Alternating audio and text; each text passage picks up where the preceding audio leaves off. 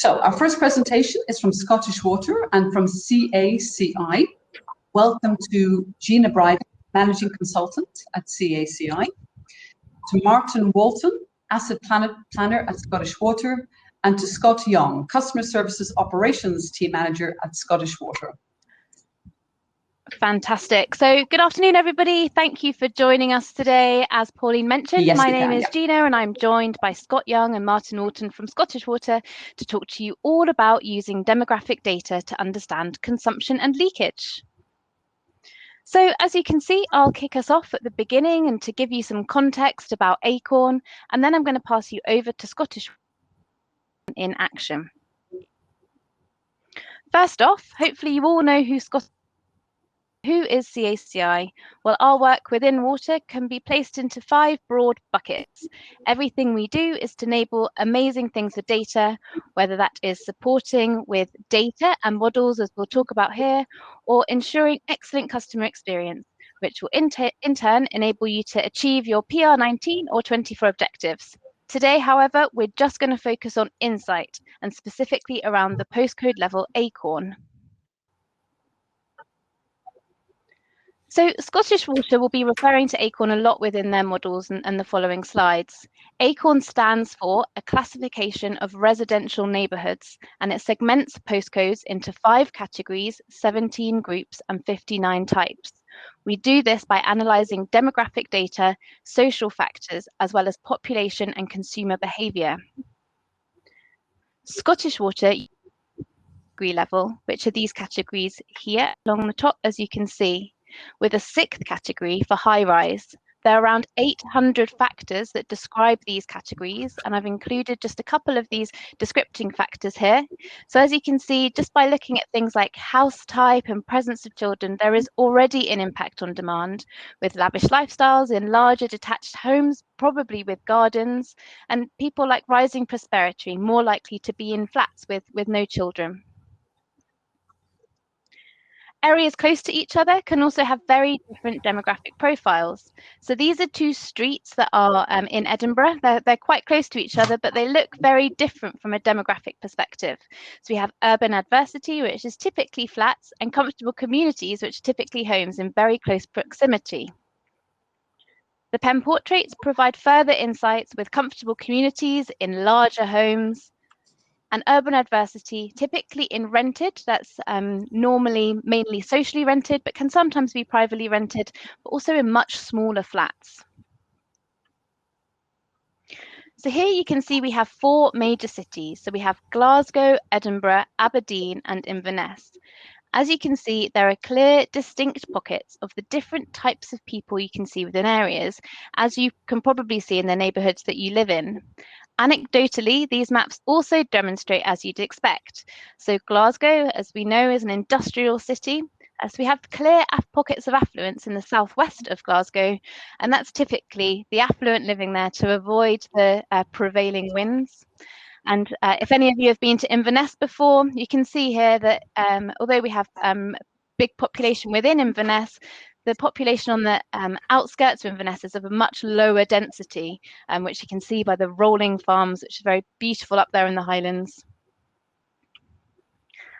Obviously, the world has changed a lot with COVID, and really sorry to bring up COVID on this snowy day. But a really common question we have is, how can COVID behaviours be tracked using Acorn?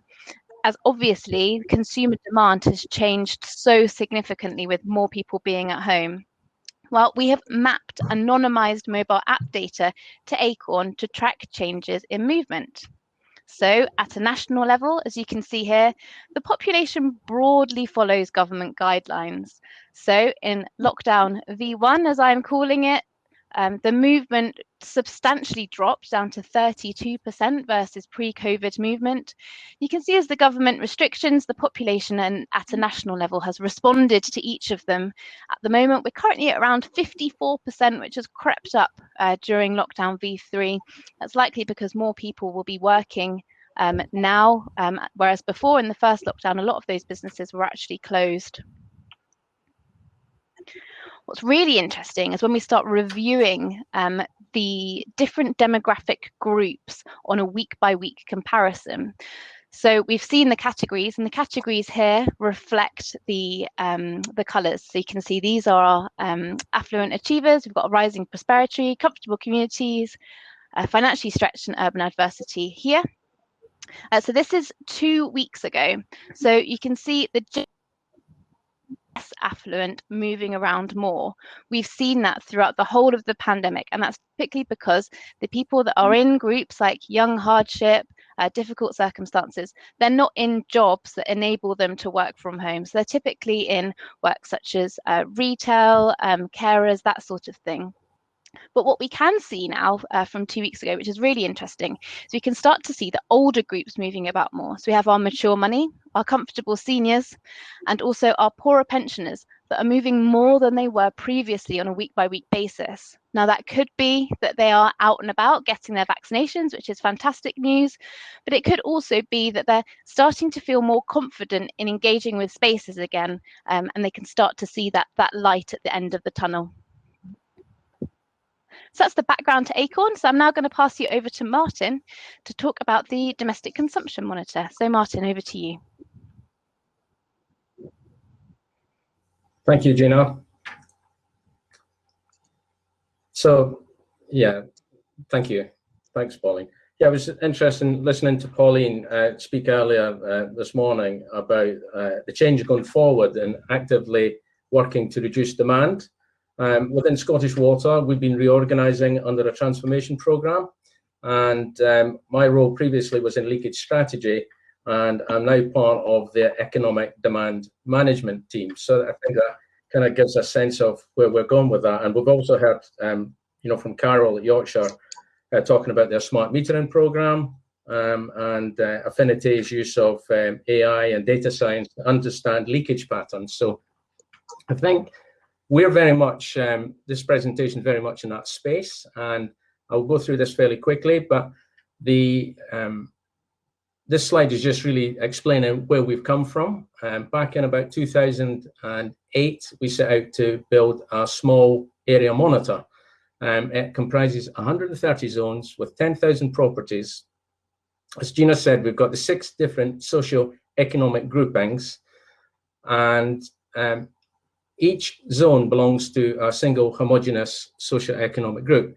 And that's quite tricky, picking out a little bit of your network. You can see on the right-hand side, I've got a little graphic there, and it shows what we've done. We've basically isolated, small areas of the network that the houses beyond the meter are all of a single Acorn grouping.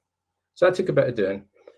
And we also don't have any metered commercial properties in the zones. Now, we took some guidance when we set this up from Acquia. They had, just a few years before we set out on this, issued guidance, best practice guidance document on how to set up a PCC monitor. So we've more or less followed that to the letter.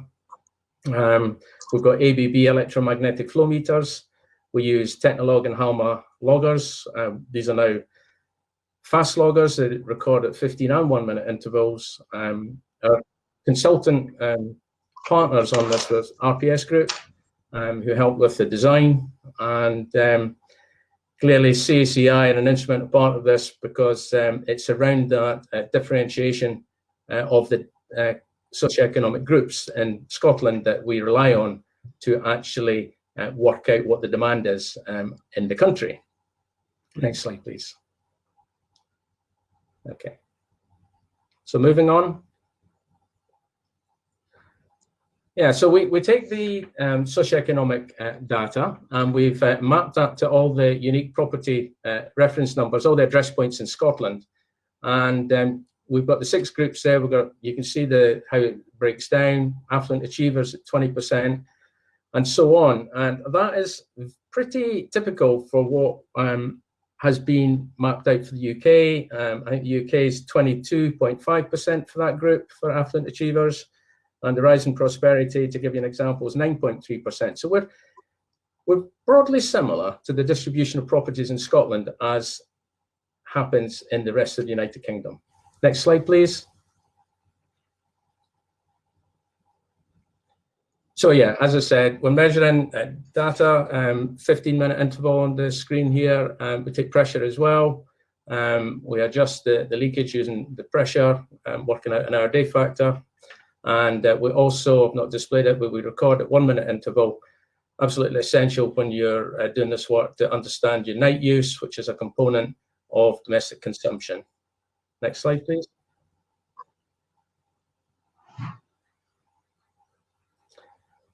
So we have a big range, 130 sites, as I said, and you can see the scatter across the sites. Quite a lot of variation, but we bring all that together to a common point. And next slide, please.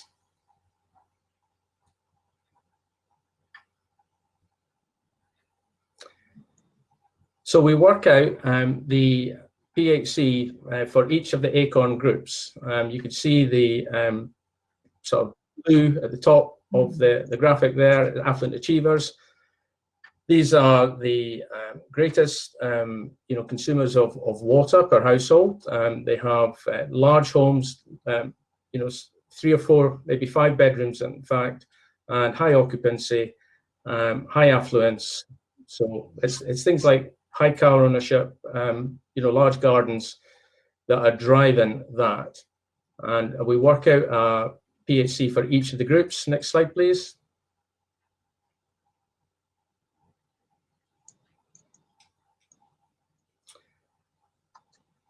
So we have here, we have the ACORN group per household consumption for group 1. This is for April this year, and 511, you can see. So how we do it is we take that 19.8% of properties in Scotland belong in that group. So therefore, we do a weighting. So we take effectively 20% of that 511, which is 101.25 litres on the right-hand side. And we do that for each of the groups, and we end up with a monthly consumption figure for the whole of Scotland. Next slide, please. And we can look at that consumption profile for each day of the week. So we work that out. We see higher usage typically on a Saturday and a Sunday. Next slide, please.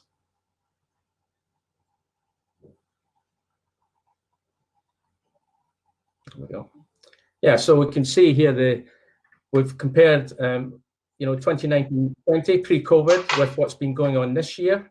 And you can see the influence of the lockdown periods and the trends that Gina was explaining as we've all transitioned through this difficult year. But it's had a profound impact on our consumption patterns.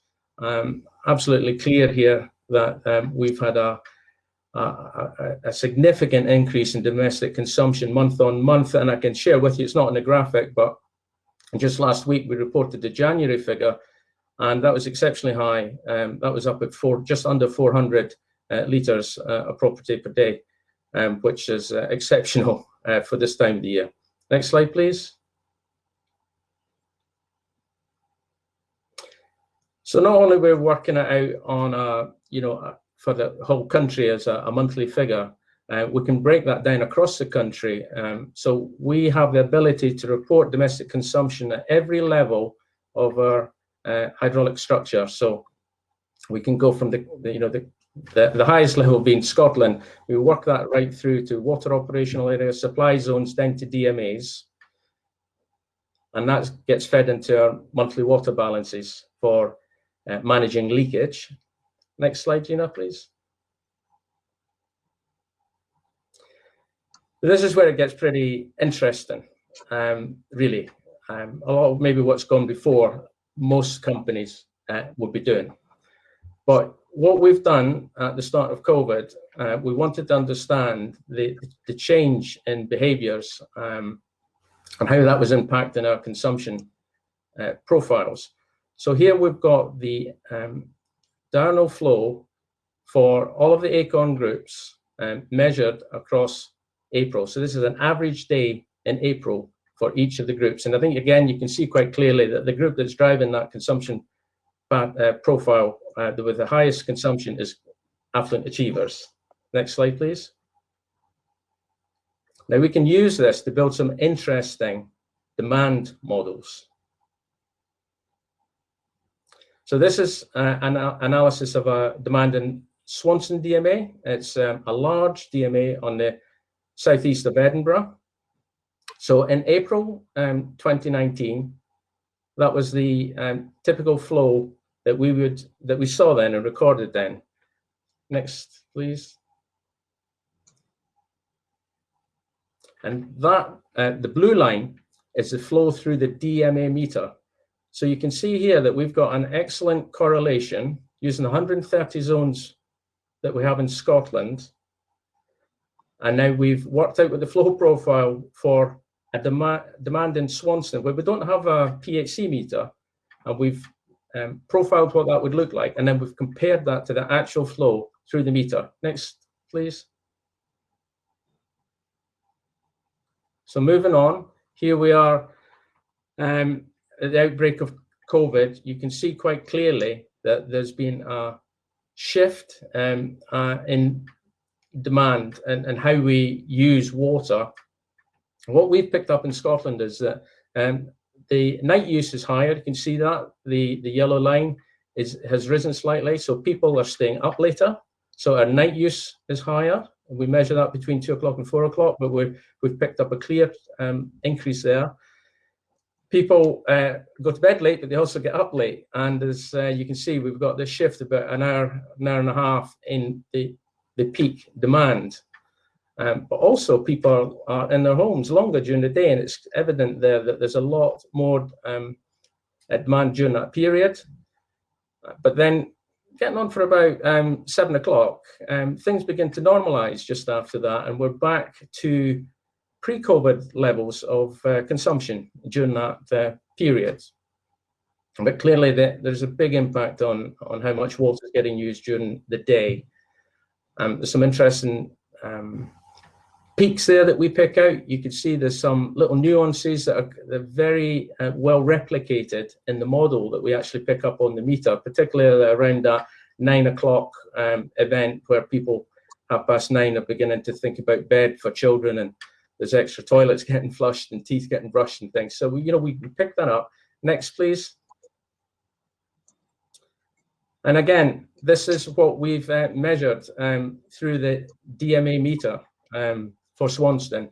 The correlation factor here, I think the R squared was about 0.995.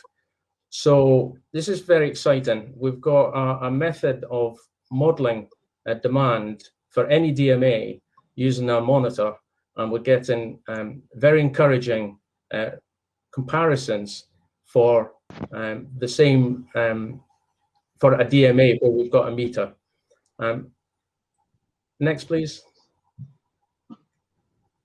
So what I'm going to do is pass over to Scott Young, and Scott is going to explain how he, as an operational manager, is able to use intelligence and to tackle some of the problems that he faces on a day-to-day basis. Okay, thanks, Martin. Hopefully you can all hear me. I apologise for not being on video, but some IT issues this morning. So Martin was relating to Swanston, and we've done that last year, and we've done it for a lot of DMAs when we were looking at the PHC model, calibrated monthly average against the monthly average of the zone, the DMA. Swanston correlates really well, and that's because it's predominantly domestic, very high percentage, about 98+% domestic properties with very little non-domestic influence. And we were starting to notice that the flow had changed by about 60 to 90 minutes in the morning, so the peak draw was starting a bit later, but it was also higher. And on average, we're seeing about 15 to 20% increase just at the COVID time. That started to send operational alarm bells around our pressure management. So along with Utilising, our pressure management consultant, we started to look at where we had possibly time profile issues on PRVs, where they might now experience customer low pressures due to the shift in demand. And we were also worried that we do get some nice weather in Scotland now and again, but we were also worried if the summer hit us, what that increase would do, because typically we see a 15 to 20% increase in domestic demand during the summertime. So that would have equated to a shift in the morning draw, but a peak that could be significantly higher, 30, 35%. So we started to run the PHC model calibrated, where we knew the percentage of domestic was high and the likelihood of this would happen. We've done that over 1,100 PRVs, and we've seen a direct correlation. We also used the data that we had into a hydraulic model, so we started to work out the pressures within the inlet to the PRV and externally to the PRV, and we worked with some of our framework suppliers to look at the characteristics of the PRV, and we started to be able to calculate where the stem position would be inside the PRV, and therefore where it would be up at its upper range and possibly become unstable. So that put a watching brief of some 1,100 valves over the summer period that Utilitech were monitoring for signs of change and signs of demand-related pressure drops. We managed to get through that event successfully, didn't generate a lot of low-pressure customer complaints, but we also started to see other trends, and there's some examples of some of the things that we've started to use this calibrated model for. Next slide, Gina. So we started to look at in relation to our leakage. Sorry, I don't know if you could go back one, Gina. So where we started to look at the PHC model. So again, we were looking at the tipping point of when the non-domestic percentage is high. We do get a wee bit difference in the model, but in this instance here, 82% domestic, about 8 litres a second, 0.8 litres a second, sorry, for our non-domestic usage. And we can actually see that the curve's quite consistent based on a 30-day average on the PHC and the zone. It's about a 2,000 plus DMA. And we were quite comfortable that we're looking for leakage. So you've got your average actual flow going into the zone, your average PHC flow, and then we've created this band of minimum night flow, typical leakage calculations. But we can actually say that at this point, we think it's not demand-driven, particularly tough DMA, all plastic, and we had a concentrated effort using new techniques in digital mapping. Next slide, Gina. And the result is we achieved the leakage reduction through having that consistently and having a focused attention that we knew we were going after the right thing. And we've pulled the night line down to where we want to be. Next slide. Other things that we started to notice was where you've got in this graph, another DMA, it does supposed to be quite high, non-domestic, around about 96%, with only about 20 to 30 non-commercial commercial users in there. But what we started to see on the left-hand side at the night time when we're measuring leakage, we actually see the graph flattening on the actual average flows compared to what the PHC model was telling us that it should be still going down. So we turned the loggers on to 5-minute average, and we looked at the minimum flow in that 5-minute period. So we looked at pulse interval timing, we looked at the low flows, and we actually found that there's a user in there that's using about 1.4 litres a second on the average 30-day analysis. We need to get around there into these properties. Obviously, restrictions at the moment are around COVID, where we can't do the usual internal inspections. But what we're really saying there is we shouldn't do leakage. We really need to find that unaccounted for water. Next slide. And this one through a bit of confusion. So this is another DMA in between Edinburgh and Glasgow, typical small town DMA. But what we were actually seeing was the PHC flow in peak demand was actually higher than the average actual flow. And we've seen that consistently on a 30-day profile. So we drew the conclusion that this DMA is not tight. It has a passing boundary valve somewhere. Again, we spoke with our hydraulic modelers. We used these average PHC flow graphs to put into the hydraulic model. And we're quite comfortable that we've calculated where the valves are that are passing. There's 2 strongly suspect valves. One's now booked to be dug up. It's on a busy junction typically, but it's due to be dug up, and then we will find out if that's passing or not. We've calculated that to be in the region of about 0.9 to 1 litres a second as it transfers through, and we suspect that we've also at night got the water leaving the DMA from somewhere else, possibly in the trunk main. So again, still under investigation, but the model highlights these kind of things. And if you go to the last slide,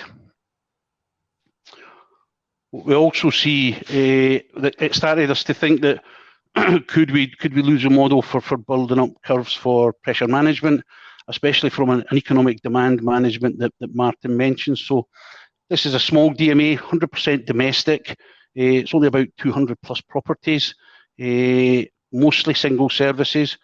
Nice tight DMA, no real leakage, but in this grey section, which is where we're typically managing pressure, 2 to 4 on a very simple time profile, we see the actual flow for the DMA go below the PHC demand profile. Now, we're thinking that is driven from a 26 to 27 metres head at 204, where our average PHC models, the 130 odd zones that Martin mentions, are typically at 40 metres head and just below. So we're thinking that we are actually controlling some of the water loss through the pressure management at that point, as we would do for normal leakage. And it started a conversation with some of our service suppliers around, could we use these PHC curves to really micromanage demand and actually challenge ourselves to get the average daily demand profile below our PHC and use that as a measure to see if we've been successful with micromanaging the customer's tap and the ability for them to draw water. Next slide. So we're comfortable going forward. We've got high confidence now in the Acorn PHC model, and we're ensuring the right resources are in the right place. So we're quite comfortable that we can identify leakage and where we need a concentrated effort, and where we can look for unaccounted for water. It highlights it in the PHC model. And we're hoping that we can ability to optimize the water supply using this model, linked to hydraulic models, linked to the small monitor model, and we can really build up quite challenging curves to manage customer demand. And we think we're going to use this for looking at measuring the efficiency of any intervention we do in campaigns for the customer to be more water efficient and reduce consumption. And that is us. Thank you.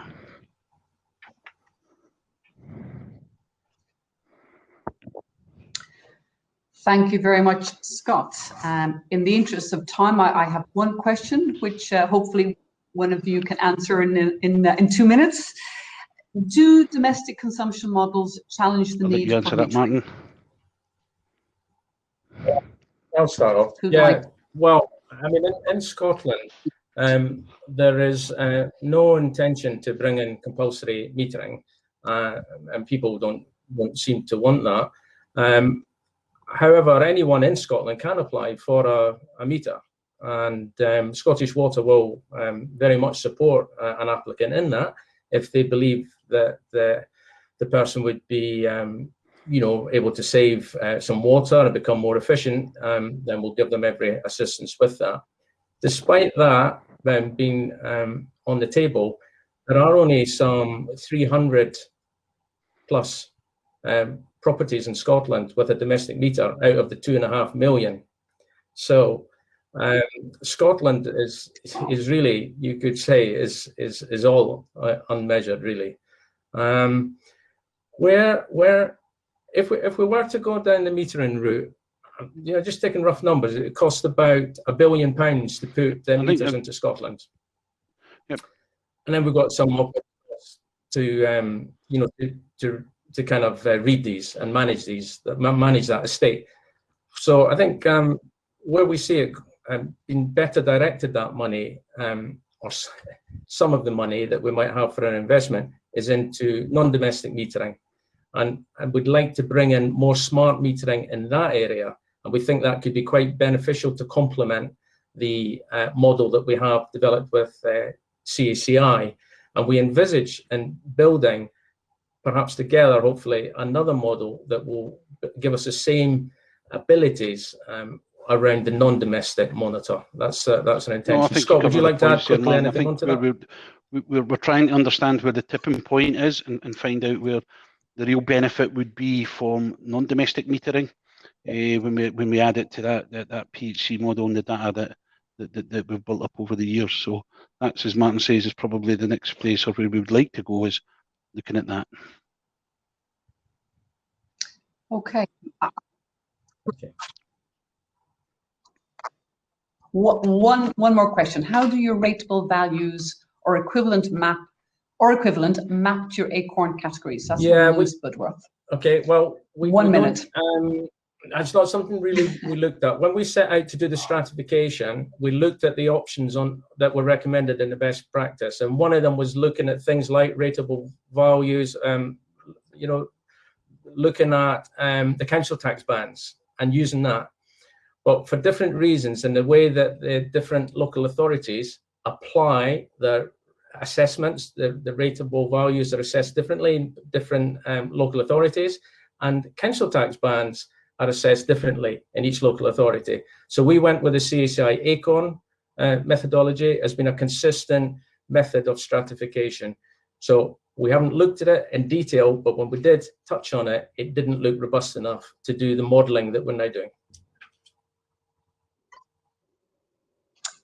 Okay, I think we're going to have to close this group of presentations here. Thank you very much to Martin, Gina, and to Scott.